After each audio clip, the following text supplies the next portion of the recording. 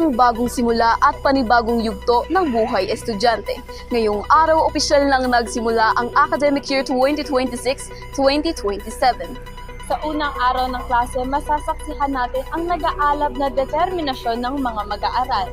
Mapa freshman, sophomore, junior o senior man.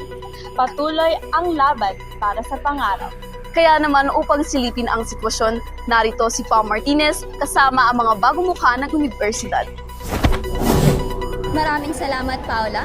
Narito tayo ngayon sa gymnasium kung saan naghahanda ang mga mag-aaral para sa kanilang PATFIT class.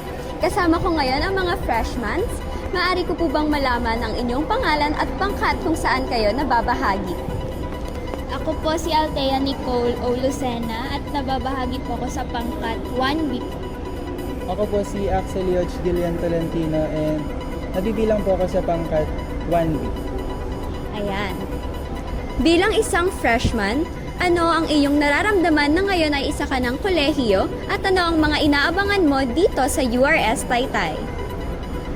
For me po, kinakabahan po ako at pagpunta pa lang po dito, kinakabahan na po talaga ako kasi ang dami pong tao and then new environment, new mga kasalamuha ko po. And then, ang inaabangan ko po dito sa URS is yung mga, syempre po, yung mga memories ko na makukuha ko po sa mga classmates and other people po dito.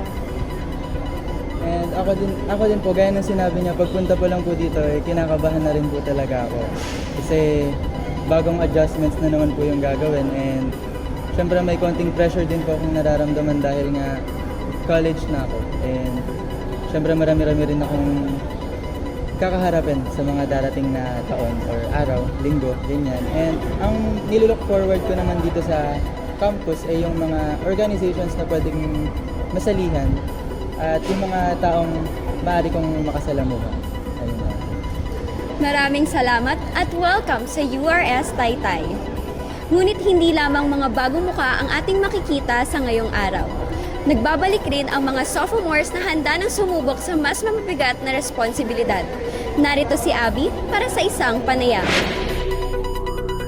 Magandang umaga at tama ka dyan, Pam. Kaya naman kasama ko ang isang sophomore na handang-handa nang magbigay ng kanyang saloobin. Hello po, ano pong pangalan ninyo at ano po ang inyong section? Hello, I am Jane Rian Dehamco and I am from 2G.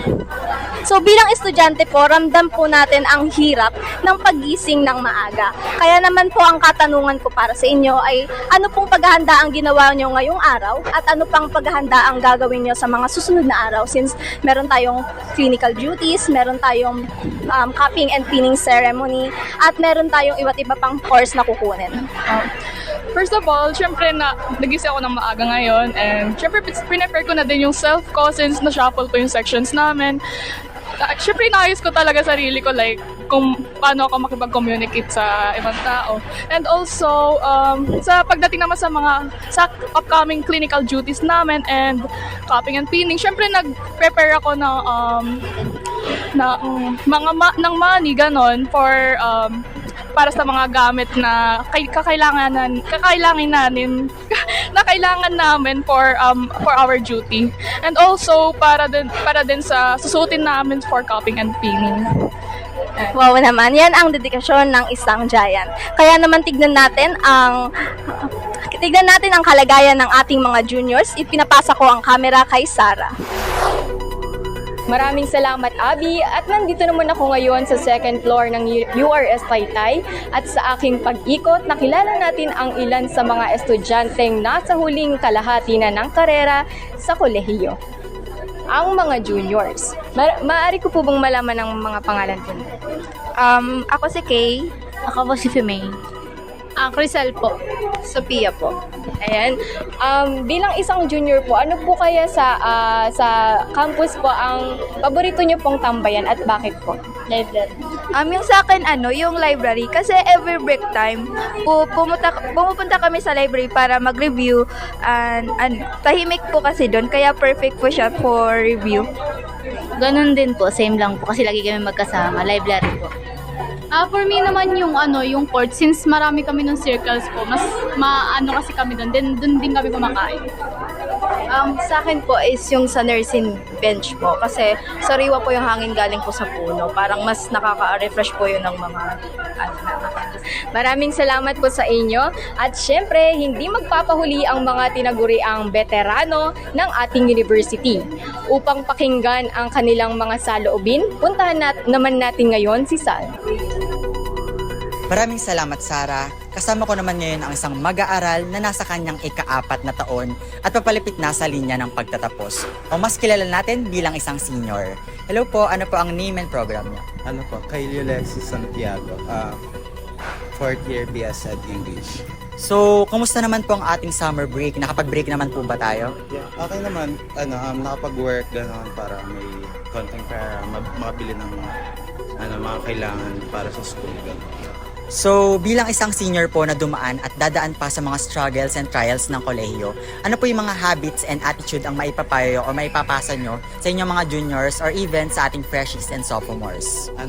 Kalma lang kasi parang sobrang clear ng utak pagkakalmado ka gano'n.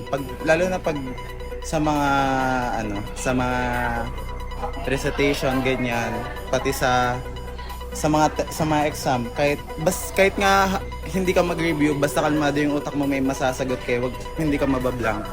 Ganun. Ayan, napakagandang words of wisdom galing sa ating senior. So maraming salamat po. Ayan, Giants, alam nyo na.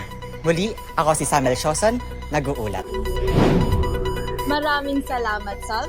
Tunay ng kahanga-hanga ang energy ng bawat Giant sa unang araw ng klase. Palaging tandaan na ang bawat akbang sa loob ng ating paaralan ay simula ng pagbuo ng ating magandang kinabukasan. Yan muna ang balita para sa unang araw ng klase. Muli ako si Paula Makatula. At ako naman si Sofia Tabina. Tandaan na ang tinta ng talento ang guguhit sa kwet. Padayon, Giants!